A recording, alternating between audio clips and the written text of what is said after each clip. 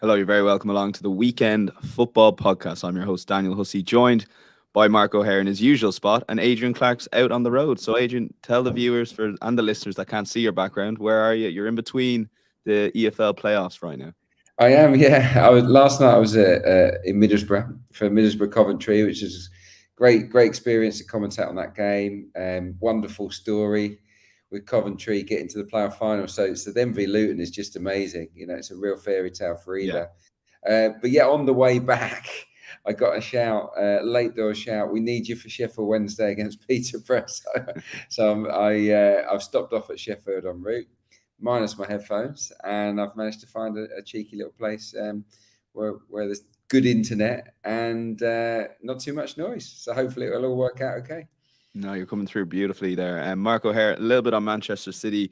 Our podcast, Miguel Delaney isn't here today, but he's been writing a lot of good stuff last night about the Manchester City thing in general. But even on a football point of view, it's just quite boring in some ways, albeit they were so impressive. Yeah, we didn't get the game we hoped we would get, but probably the most impressive Champions League semi-final performance of my lifetime. I don't think that's a huge stretch, considering the opposition they're up against. Pretty surgical in the way in which they went about their business, actually. It was just dominating from the start to front, really. Real Madrid looked like rabbits in the headlights, really, and never really recovered. And yeah, as you say, it was quite mundane, really, in terms of a match we were really looking forward to, because they made it look so easy. And now they're going into the Champions League final as the shortest price team ever to reach the Champions League final. Was about 1.25 they lift the trophy, so the betting markets say it's a done deal already, really. And I think the treble price has crashed to about 1.63. So up to Manchester United now to spoil the party, and then perhaps you never know what happens with in a final one-off game. Inter Milan, they are capable of defending, but it's going to be a mighty tough task to stop the City juggernaut if they reach anywhere like those kind of standards they did on Wednesday night. But yeah, fair play to them. We're absolutely excellent, as you say, from a football perspective. It's hard to knock them in any sort of area, really, but obviously the off-field stuff still kind of tarnishes it a little bit for me.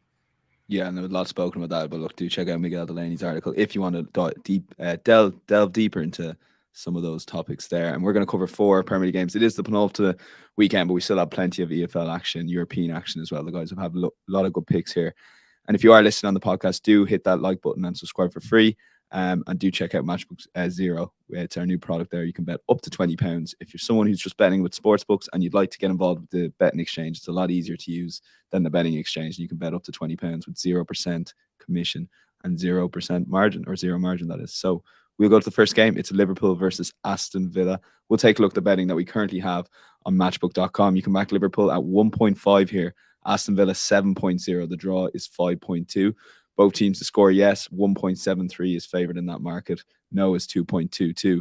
The Asian handicap line sees Villa get a plus 1.25 goal head start at 1.87. And the goal line here is quite high. It's 3.5, but that is shaded a good bit towards the under. So, Mark, take it away here. And I'm very intrigued about your bet here, because, look, on the face of it, looking at those match odds, I thought the same, that Aston Villa were too big here. Yeah, it's a big game for both teams. Liverpool still obviously gunning for a top 4 finish, but Villa want to keep their European dreams alive. 7th place in the Premier League is guaranteed qualification, but it could go down to 8th, depending on whether Man United finish in the top 4.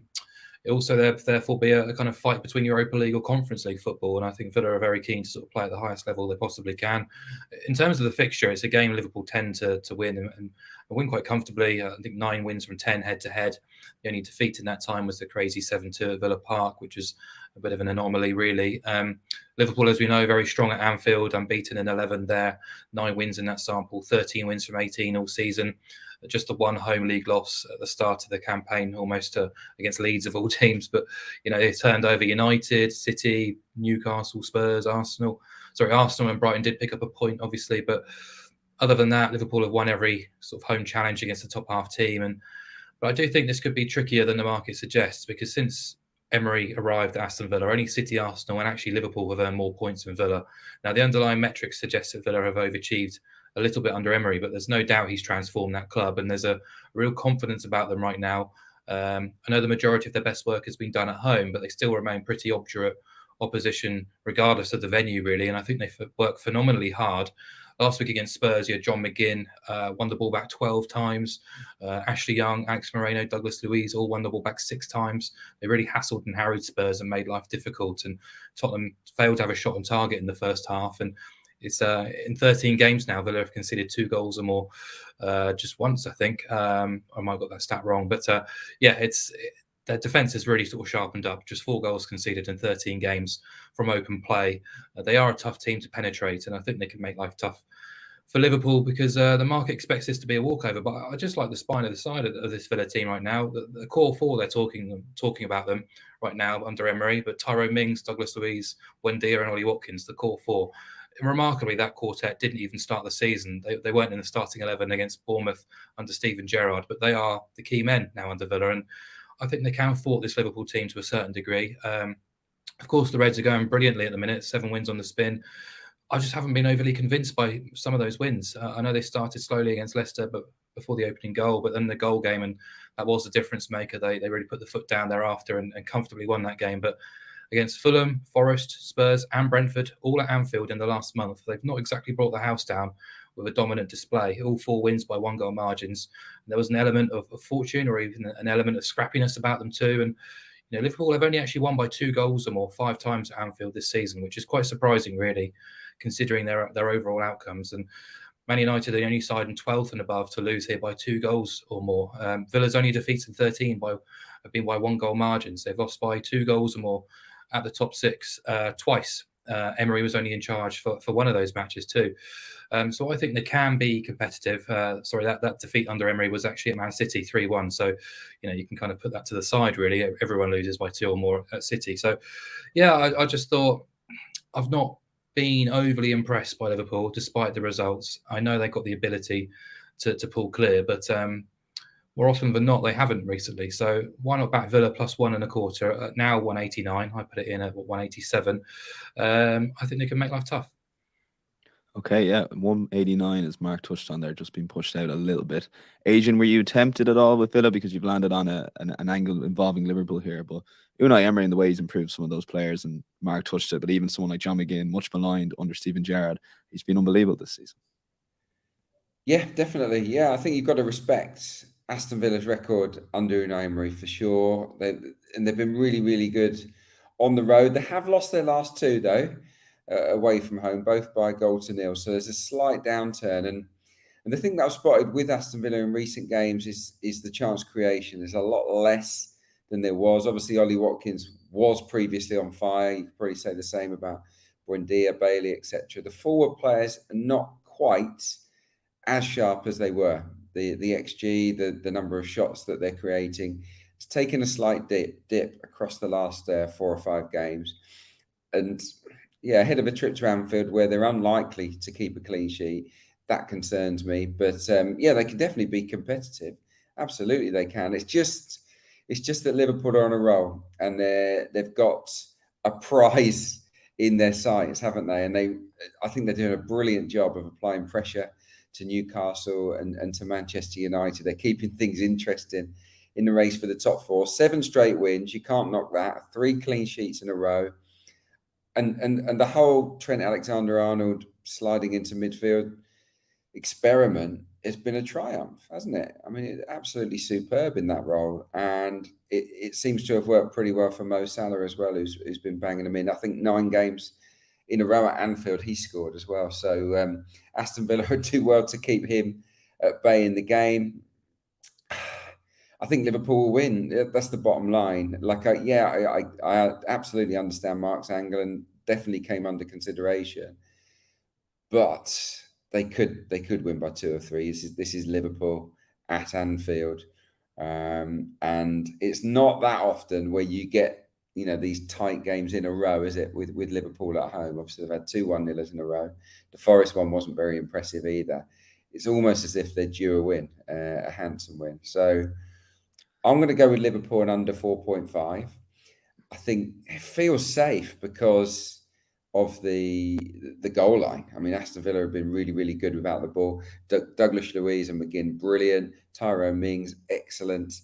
I don't think they're going to get spanked here, but don't know. I don't know if I've got enough confidence in them to back them on the handicap. So it's a pick 'em, really.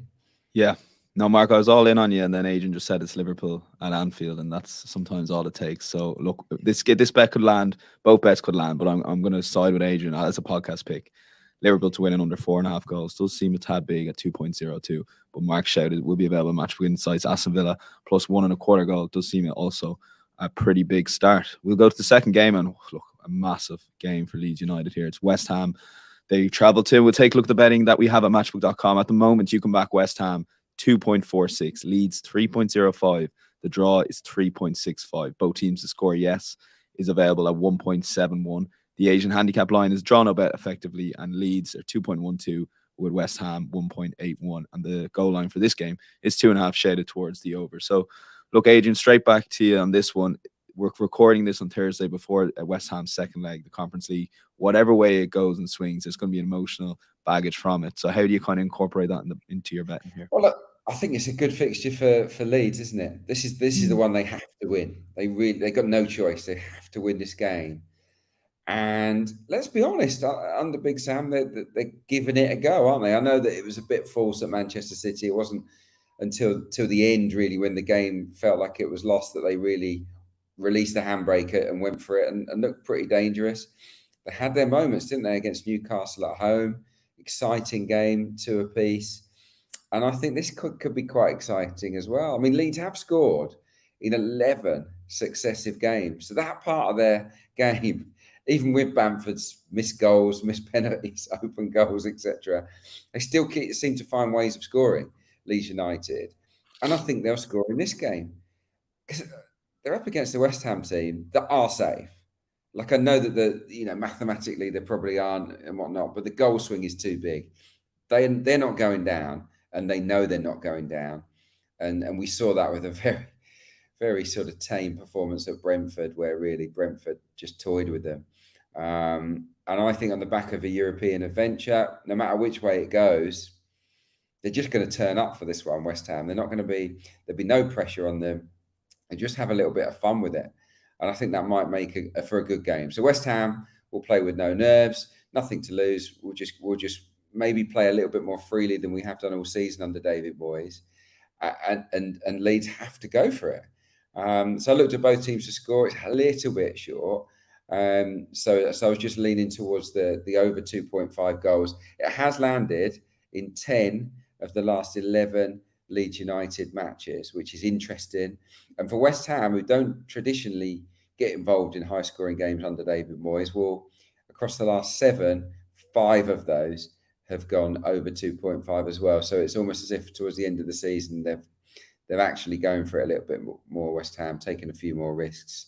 So we'll see how it plays out. Obviously, Big Sam against Moisey. It's the clash of the old school gaffers. I did notice that Big Sam's got a bad record against Moyes. He's lost 16 of 28 matches against David Moyes' team. So that makes it maybe a trickier fixture for Leeds. Who knows? But I expect a decent game here. And Leeds have got a shot. I think they've got a shot at winning a game where I think both teams will score. Okay, yeah, over 2.5 goals, currently 1.88. And Mark, you're landed on both teams to score here. And just looking at betting in general, Mark, when you're kind of deciding between an overs play and both teams to score, we spoke about it a little bit last week as well, Mark. But what sort of factors are you thinking of to maybe swing it one way or the other? Price, more often than not. There's not normally a huge amount between the two, but I think in this particular match, I put it in at 173, both teams scoring in this game. It's gone down to 171 now, slightly less appealing. Suddenly the overs looks much more palatable, really, but I just think both teams are scoring a Leeds match at 173. It's almost a gimme bet, really. So you've got to weigh it all up, really. But yeah, it's probably gone a little bit too short now. And I've just had a very quick look at the rest of the market, and you're not going to get, you'll be lucky to get 1.7, I think, by Saturday. So perhaps going the overs is the best route, really.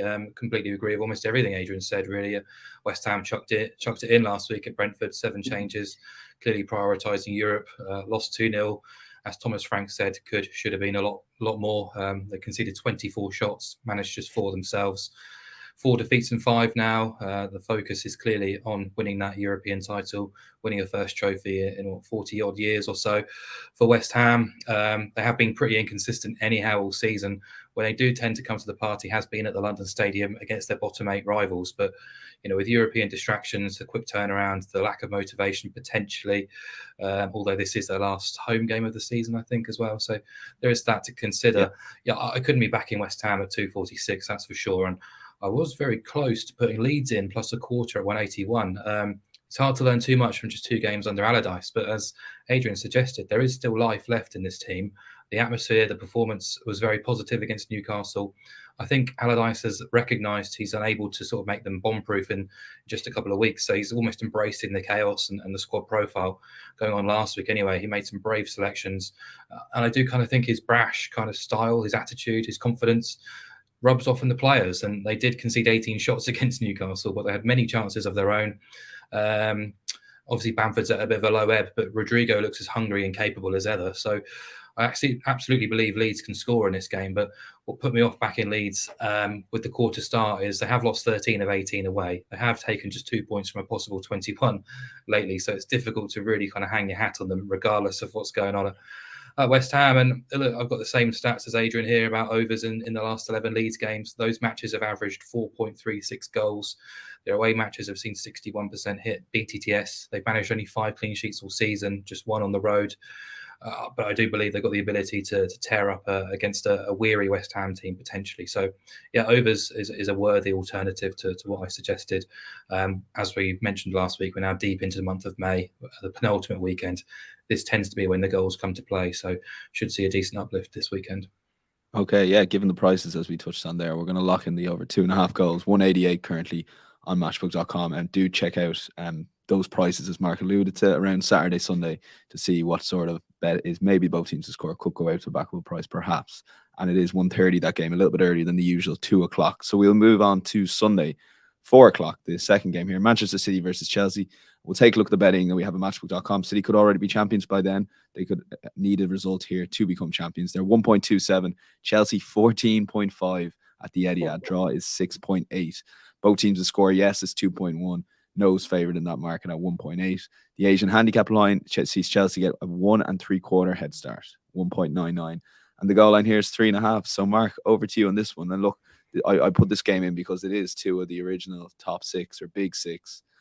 It just feels like a completely one-sided game. Maybe we wouldn't ordinarily cover this game if it was Manchester City versus a similar team rated by the market as Chelsea. Yeah, I agree.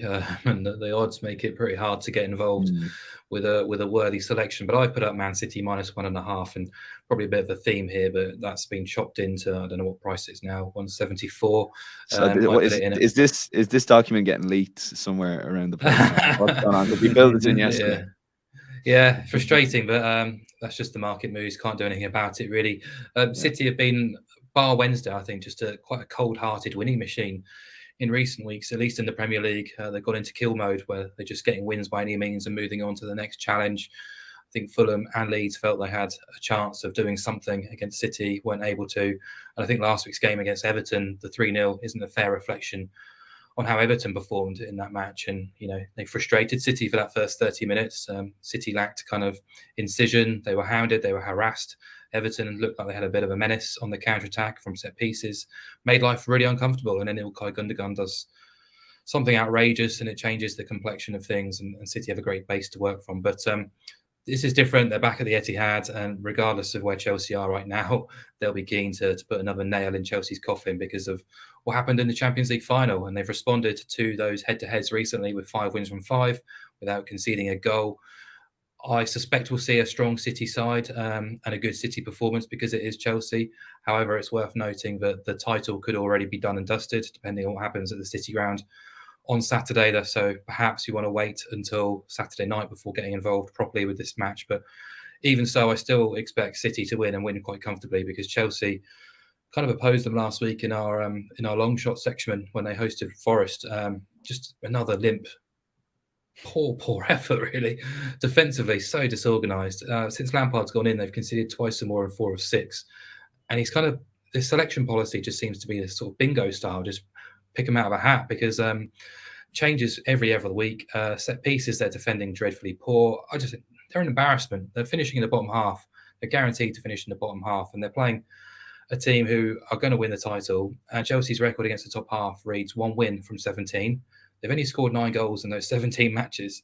They've kept 2 clean sheets in the last 14 and managed 5 wins from 26 in the Premier League. So very difficult to sort of be on their side going to the Etihad, knowing the mood City are in, scoring freely. They've scored 3 or more in 13 of 18 home Premier League games. They've won by 2 goals or more in all 7 matches against the top 7, and now they're facing a bottom half team. So I'll happily back them playing -1.5.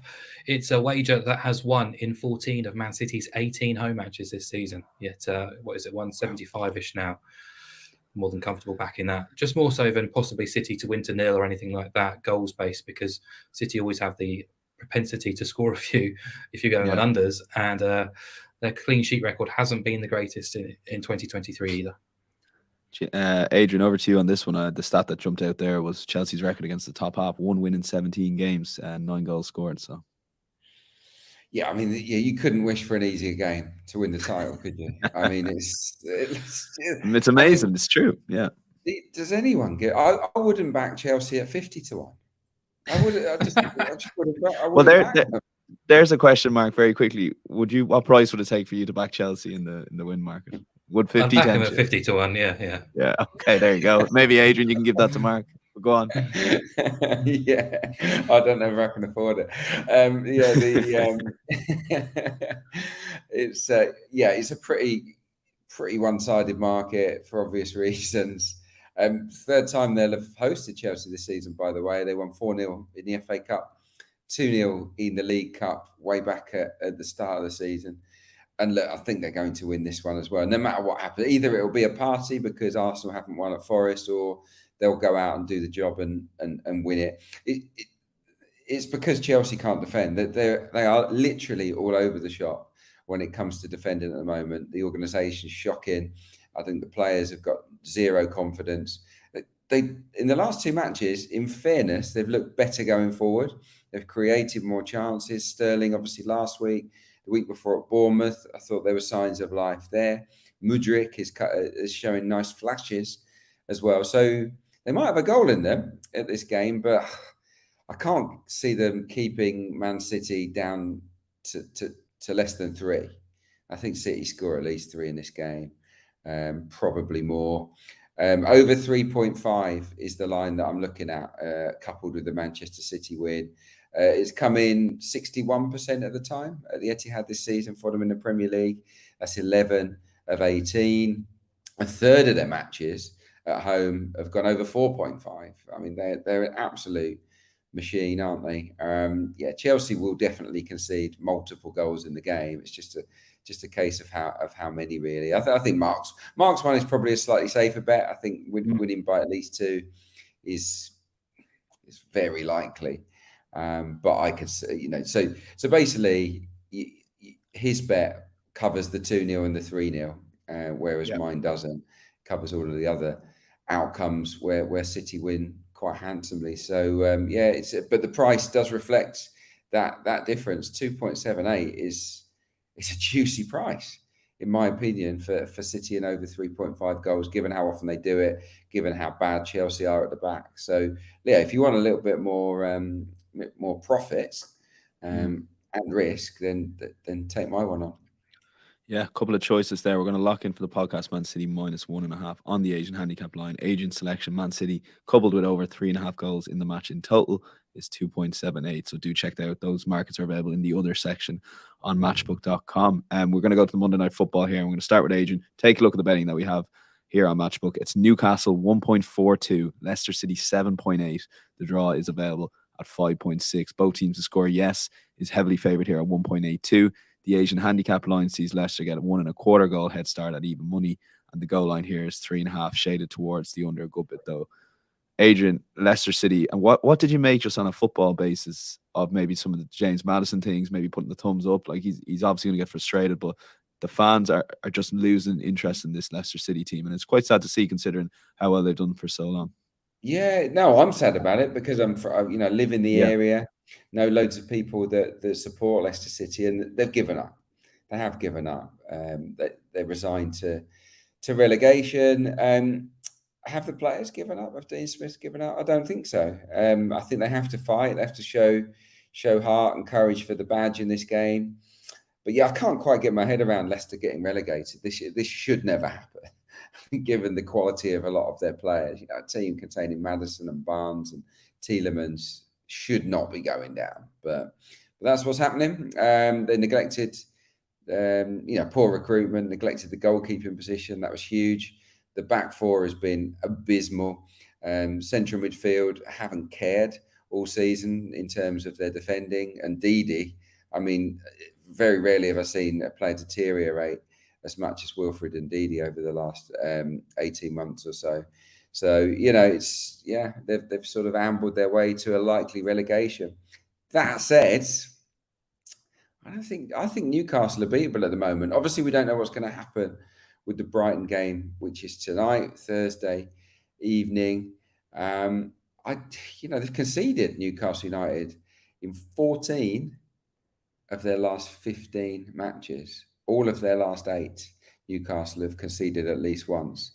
And against a Leicester side that will be desperate for the win, I think they'll concede again. I mean, I did watch this game in the League Cup quarter-final, and God, Newcastle absolutely annihilated them. I don't think the score reflected it. So, based on what I saw with my eyes, Leicester have got no chance. But this Newcastle at the moment are not as good. They're not as. I think there is a bit of a tension about them. Maybe the pressure from Liverpool and for the top 4 spot is starting to get to them. So I think Leicester have a shot at it. They've got goals in them, but they're not keeping a clean sheet. Leicester will not keep a clean sheet here. Haven't kept one since before the World Cup. 21 straight games in the Premier League. So that Newcastle are getting one. Do I think Leicester will get one? I do, because of Newcastle's recent record defensively. So, yeah, I've landed on both teams to score. And, it feels like I've not chosen it as my best bet, but I feel like I could have done because of the stats that I've outlined and because of the game state. I think that Newcastle are on edge. Leicester are desperate. I think they will score, but you can't back Leicester to keep a clean sheet. It's not happening. Yeah, it does seem quite big, 181. Yeah, I guess that's maybe saying that Leicester perhaps won't score, but you've outlined some of Newcastle's defensive vulnerabilities. Mark, over to you on this one. Like, one thing to mention is Liverpool, Manchester United. If they both win their games the weekend, Newcastle United will be two points adrift the top 4, chasing both Manchester United and Liverpool, albeit with those games in hand. So, and obviously they have the game tonight against Brighton. So depending how that goes, of course. But take it into this game. How do you see it going? Very much the way in which Adrian was talking about, really. I'm more than happy to support a goal-heavy game for obvious reasons. I've kind of focused on Leicester because we don't know what happens with Newcastle on Thursday, but I think we probably know what we're going to get from Newcastle because they have been quite gung-ho in recent weeks, in recent months. And I think whilst they haven't dealt with the pressure superbly, I still think they're a good football team and are much better than Leicester, as the market suggests here, at 142 to win the game. But my angle is to actually back them to win the match and include both teams to score, because it boosts the price on Newcastle winning from 1.42 to 2.92, which is an enormous increase for all the reasons Adrian's already outlined, really, in terms of goals. But it's a bit of a tragedy, really, to see Leicester struggling, considering the standard of their squad from sort of midfield forward. The defence has been a complete shambles all season. And I think most worryingly for me in recent weeks, some of the sort of unnegotiables in terms of character and desire have been questioned. On Monday night against Liverpool, I thought they started okay, but when they conceded the first goal, heads went down and they looked shot to pieces in terms of the confidence. And it's just 1 win in 14, 6 points in that sequence as well. So when you compare that and contrast it with Newcastle, regardless of the situation that the Toon Army are in right now, the form of the two teams is chalk and cheese, really. Look, I was underwhelmed by Dean Smith's appointment. I think they could have done a lot better there. The recruitment hasn't been good enough for quite some time. The only summer signing to feature against Liverpool was Wout Faes, who's been a liability in recent weeks or recent months even. None of their January signings started against Liverpool. They brought back Johnny Evans for his first start since October. He looked a bit off colour for obvious reasons. He's not match fit. Adrian's outlined the clean sheet record, but this Leicester team have already lost 9 matches from 9 against the top 5. Their away record reads 12 defeats in 18, conceding 41 goals, which is the most they've ever shipped on their travels away from home in a 38-game season, or at least going back to 1915. Against the top 12 away, they've lost 9 of 11. They've conceded 2 goals or more in 10 of those matches too. Fully expect Newcastle to score 2 goals in this game, and if they score 2, I think they win the game. So Leicester have scored in 15 of 18 away. They have scored in 13 of 14 trips to the top 15, which is a hell of a record for a team sort of struggling to survive in the Premier League. But Newcastle are conceding goals lately. Adrian said they've conceded in 14 of 15. I would be confident it'll be 15 from 16 after playing Brighton on Thursday night. But a big increase, I think, from 142 to 292, or even the BTTS increase from 182 to 292. So happy to bet Newcastle to win. Okay, cool. Newcastle, both teams have scored 2.92, and Adrian selection, which we'll put in as the podcast pick, both teams have scored safer option, 1.81. And as the guys alluded to, we are recording this before Newcastle Brighton. What a big game that is Thursday night. I think that's 7:30 kickoff tonight. So obviously you'll know the result, the market, and the prices may move on that. Adrian Clarke, looking back on the EFL playoff picks, you had 4 picks and you went 3 in a row, and then it went down to your best bet. And it didn't win. So maybe we just need to tailor you a little bit with these playoff picks, that you're on the right track, but maybe me and Mark might select your best selection out of all of them. Yeah, sometimes I don't. Yeah, I'm a little bit willy-nilly with my best bets. I need to choose them a bit more carefully. Something the last one I get to, and I'm thinking I just want something else. So that's what I tend to do. Maybe I need to do it the other way around. Got a couple of EFL ones for you. I wouldn't have picked this ahead of the first leg, but I'm going to side with Salford against Stockport County. I watched the game at Salford, which they won 1-0, and I didn't realise the extent of Stockport's injury crisis. They have got their 3 best attackers out injured, and I don't think they're ready to come back for this game. Carl Wootton, Paddy Madden, and Will Collar. They're basically the guys that get the vast majority of their goals, and they're all out at the moment. And wow, they were toothless in the first leg at Salford. And if the manager can't pick different players, then I don't see what's going to change that much, even though they're on home turf. So Salford plus half a goal really appeals here. It's a good price with the draw on side, looking to protect that 1 goal advantage. 2.06 is a good price. And Salford have won their last 3 away from home. They've won them all by 3 goals to 2, amazingly. Carlisle, Walsall and Wimbledon were all beaten 3-2 by Salford on their own patch. And before that, Salford went to Stockport in the regular season and got themselves a 1-1 draw. So even though Stockport, up until the playoffs, were on this long unbeaten run, they've dropped a lot of points, a lot of draws, and it wouldn't surprise me if this one was a draw as well, which obviously means we'll be in the money if we're back in Salford plus half a goal. So yeah, this is mainly to do with Stockport's absentees, but also partly to do with the way that Salford played in the first leg. Matt Smith against Fraser Horsfall was a mismatch. Midfield dominated, and the wingers looked really dangerous, Bolton and McElhenney. So yeah, I'm on board. I'm on the Salford bus here. Salford plus half a goal. Your case got stronger and stronger. You were convincing yourself how good the bet was as you went on to the point at the end, Adrian, when you said, "Yeah, I really like this bet." The second one, the other League 2 playoff second leg. Again, we love the playoffs. Carlisle versus Bradford. Bradford go into it 1 goal up, and you like both teams to score now here. Yeah, I think it's cagey. It was a really sort of a bit of a tough watch. The first leg, just 2 shots on target each. You got a couple of really wily old managers here, and you got Paul Simpson for Carlisle. You got Mark Hughes in charge of Bradford City, and I think they're going to keep things very tight.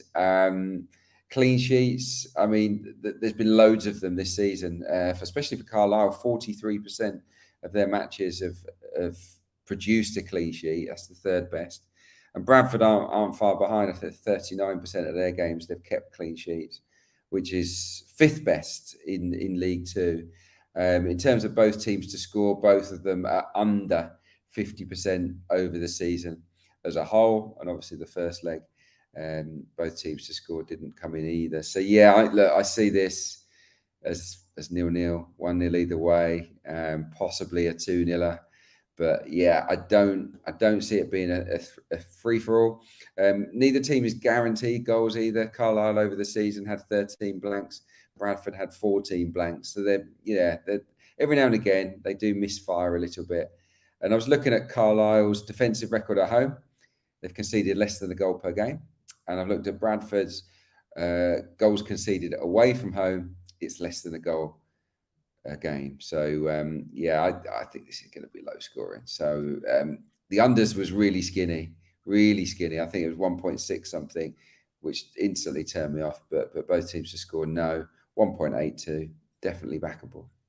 Both teams to score no, as Adrian said, 182, Carlisle versus Bradford. We'll go to our any other bets section / European bets, Mark O'Haire, and it's to your favourite league at the moment, the Belgian league.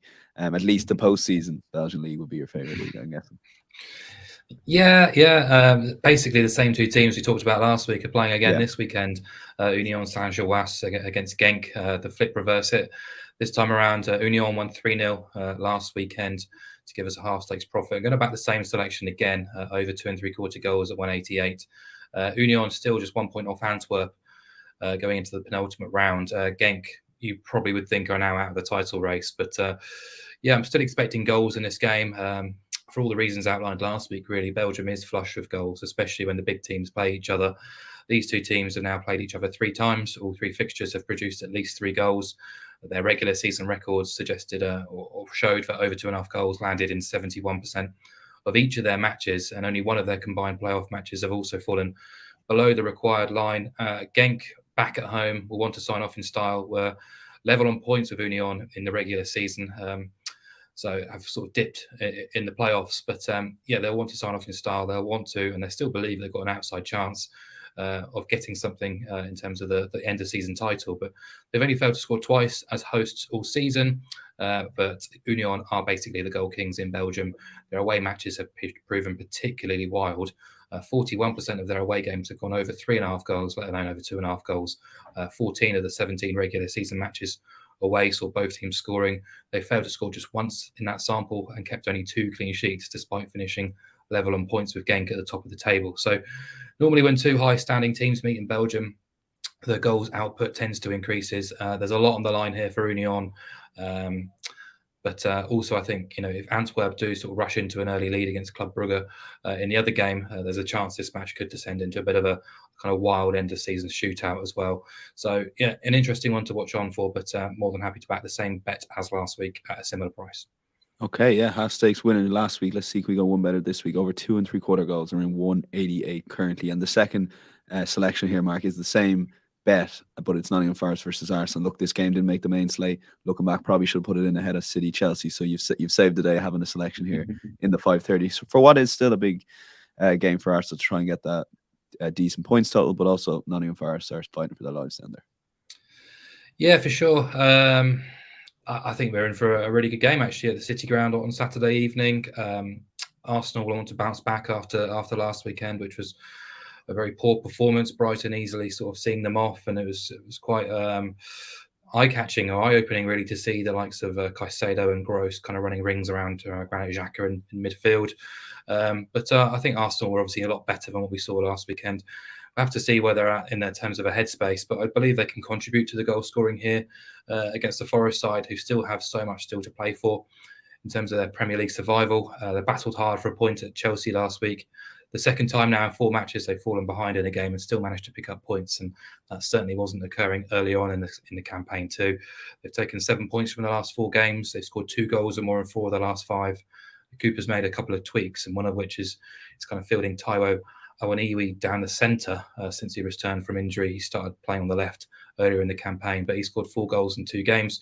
He's been a real handful, allows them to sort of play to him, play off him. You've got the likes of Brennan Johnson, who should come back into the team after being sort of benched last week. Gibbs White as well. There's direct running, there's trickery, there's tenacity, there's physicality. They're a capable bunch going forward, Forest, especially at the City Ground, where they scored in 16 of 18. But Arsenal have scored in 17 of 18 away themselves. So you expect both teams will oblige here. Forest were out a clean sheet in 15. They've actually conceded 2 or more goals in 12 of those matches, and 10 of the last 13 have gone over 2.5. Arsenal have gone over 2.5 in 13 of 15. They've scored twice or more in 11 of 14. but just 6 clean sheets in 22 since the World Cup, and they've actually conceded multiple goals in 8 of the last 15. So, yeah, I think both teams contribute here. I think BTTS is nailed on, but getting the 3rd and 4th goal shouldn't be too hard considering the attacking talent on show. Okay, yeah, 178 over 2.75 goals. Nottingham Forest versus Arsenal. Fascinating game. That's the 5:30 game live on Sky Sports. And we're going to head to our Matchbook Zero section / long shot section. So again, you can bet up to £20 on the win, draw, win markets here. 0 margin, 0% commission. We're effectively saying we're going to be the best price out there in the odds checker grid, which we invariably are already on the exchange. But we're doing this to be even better price with 0% commission. We'll go to you, Adrian, on this Spurs versus Brentford. An interesting one here that you do give Brentford a squeak here as the underdog. Yeah, look, it's a fun bet, and it'd be a fun one for me if it came in. So. That's why it's a fun bet. So yeah, any non-Tottenham fans might fancy this. So, yeah, it's a possible. I think it's a good possibility that Brentford at 4.2 can win at Tottenham Hotspur. Obviously, no Ivan Toney, and that's a big deal. But sometimes these kind of incidents, news stories can galvanise a team. And he's not the only good player in that lineup. They've got other decent forwards that can step in. And I think there'll be a real determination on the players that do play his part to show we're not a one-man team. We're an excellent outfit on our own. And for the manager as well. I mean, he's been strongly linked with Tottenham. Whether he wants that gig or not, I don't know. But Thomas Frank, this is a good audition opportunity for him. They did batter West Ham that did kind of down tools last weekend, but that would have given them confidence. I think they had 10 shots on target, and they have won 3 of their last 4, Brentford, including a win at Stamford Bridge. I saw them earlier in the season at Arsenal. Pretty impressive. They're a really awkward side, and let's face it, at the moment you can't trust Spurs.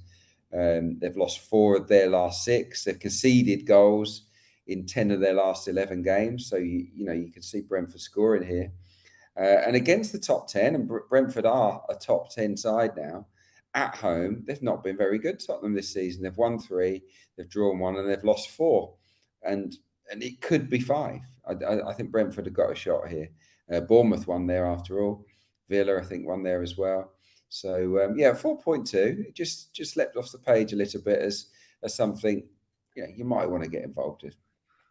Yeah, those markets get priced 48 hours ahead of schedule. So Brentford beat Spurs 4.2. And Mark, one thing you can do on Matchbook Zero is back or lay. You're going for your 3 in a row here after successfully laying Chelsea against Forest. And it's the Bundesliga title race, which I'm absolutely fascinated by. 2 games to go, 1 point between the teams. Bayern play Leipzig at 5:30 on Saturday. And then we go to Dortmund at Augsburg, 4:30 on Sunday. So take it away into your thinking on this bet. Yeah, well, we've had some joy laying big favourites, as you say, on Matchbook Zero in the last couple of weeks, Salford and then Chelsea. So I've got another here because it's probably a little bit cliche, but I just cannot trust Dortmund in a Bundesliga title race, regardless of what's going on elsewhere. And as you mentioned, Bayern play Leipzig on Saturday evening. So this just feels like exactly the type of game where Dortmund will chuck away any remaining hope they have of taking the Meisterschale.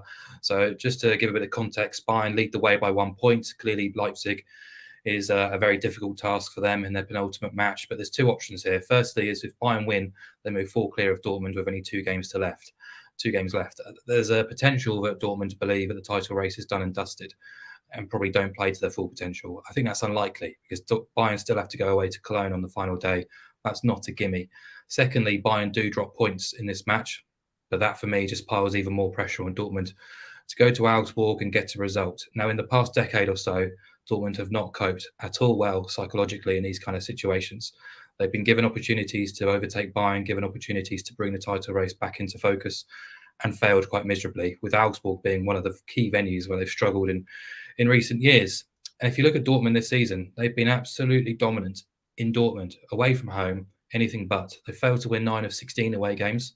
They failed to win away at Bochum and Stuttgart in the past month. They failed to win in 3 of 5 trips to the bottom 5. The only 2 wins they have had were 1-0 against Hertha and Hoffenheim.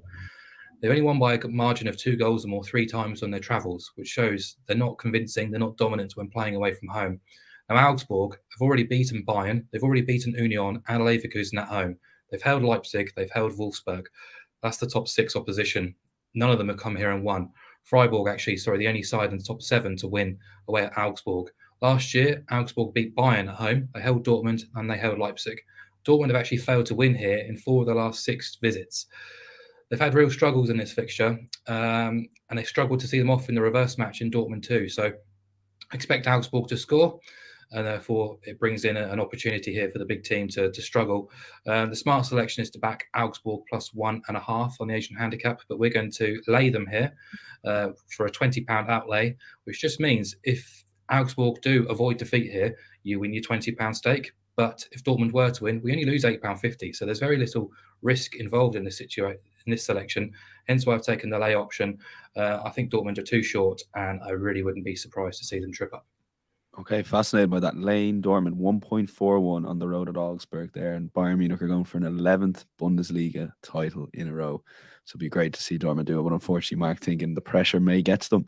Best bets time, Mark. We'll stick with you on this one, and you're heading to Spain for your best bet on the whole weekend card throughout Europe. Yeah, I really like this price. 4 rounds still to play in Spain, but Barca have won the title. Elche are relegated, but the battle for Europe is really intense, and the battle to avoid the drop is incredibly competitive too. And Rayo Vallecano against Espanyol, both teams with plenty to play for. I think both teams will be looking to try and get points in this match, and we should get an open, exciting game. Rayo just 2 points off the European qualification places, which would be an incredible achievement for a club operating on a minuscule budget, operated by idiots as well behind the scenes in boardroom level. They are so archaic, so unorganized. For a wonderfully intimate club, actually, they are just chaos, basically, above the football level of things. You can't even buy tickets to see Rayo play online. You have to go to the stadium. They're incredibly old school in how they operate. But yeah, it's remarkable to see them in this position. They tend to be pretty strong at Vallecas as well. They've beaten Barcelona at home not long ago. They've scored in 12 of their last 16, as well as 8 of their last 9. They've only managed 1 clean sheet in 14, though. And at home, BTTS has been the right bet in 65% of games. They're hosting Espanyol, who have really sort of spiraled out of control since February. 9 defeats in 11, now inside the bottom 3. They've changed coaches, but they've not been able to sort of stem that bleeding at all. Now, they played pretty well despite losing 4-2 to Barcelona, who were clinical last week in the derby. That was in Espanyol, at Espanyol Stadium. But they actually looked quite threatening throughout that match, scored 2 consolation goals, and it's continued a just incredible goal-scoring record this season. They've scored in 28 of 32 league matches, which is an amazing achievement for a team second from bottom. No other team in La Liga has scored in more matches this season than Espanyol. Not Barcelona, not Real Madrid, nobody. It's incredible. They've scored home and away against Barcelona. They've scored home and away against Real Madrid. They've scored home and away against Real Sociedad. They scored against Atletico away from home in the only meeting they've had with Atleti this season. Outside of Barcelona, they scored in 16 of 17 away matches. Incredible stuff, really, for a team who will look like they're going to go down. And it probably doesn't require a science degree to work out why they are possibly going down, because defensively, they're all over the shop. Just 6 clean sheets all season, 2 away from home. And it's made them one of the best teams to follow in Europe for BTTS winners. 74% overall, 82% when playing away. Yeah, the BTTS quotes there is 1.88 on Sunday. Too big a price, really, for me. Yeah, I think both teams go for it, and I think we get goals in this game. Wow, expertly outlined there from Mark, and stats to back it up. Espanyol, the team to watch this season in La Liga. Both teams to score against Vallecano, 1.88. And Adrian, have you picked your podcast best bet? There's no last minute decision here. You're going to stick with the one initially on the sheet. I did the same thing this week. Yeah, I went through the card and then I was trying to think of something different, you know. So, yeah, I'm probably doing it the wrong way around. I need to pick my best bet. Summer review. Yeah. But look, let's hope it comes in. I think it's a good price. I really do. Look, Brighton entertain Southampton, who are already down. No one wants to be there. Who knows what sort of lineup Ruben Seles will pick. He could go completely rogue. He could go with a load of youngsters. The players that he does pick, if he goes with the senior guys, a lot of them will be thinking, can't wait to get out of here. They'll be expecting to leave this summer. And they're up against a motivated Brighton side. No matter what happens at St James's Park tonight, they will be motivated. There will be something major at stake for them in the game. And you've got to remember, the last time they played in front of their own supporters, Brighton, they got walloped by Everton, which was just a remarkable scoreline. So there's a bit of making up to do. and I think they'll be eager to make it up. I looked at various ways of getting on board with Brighton, certain goals, angles, and whatnot, and the prices were all a little bit minuscule. None of them really appealed, apart from this one, and that's for them to win with a clean sheet. Now, I watched them at Emirates, and well, we were both there, weren't we, Daniel? And I mean, they were seriously impressive. As bang average as Arsenal were that day, Brighton were mega. They were fantastic, and it shows the level that they can produce when they're at it.